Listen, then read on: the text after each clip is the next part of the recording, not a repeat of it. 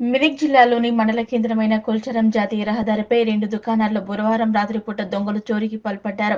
ప్రధాన రహదారిపైన మీ సేవా కేంద్రం షట్టర్ తారాలు పగలగొట్టి కౌంటర్లో ఉన్న రూ. 11,000 దొంగిలించారు. అలాగే పక్కనే ఉన్న మెడికల్ షాప్ షట్టర్ పగలగొట్టి చోరీకి పాల్పడ్డారు. ఈ దుకాణాల్లో పోలీస్ స్టేషన్కు కూతవేటు దూరంలోనే ఉన్నాయి.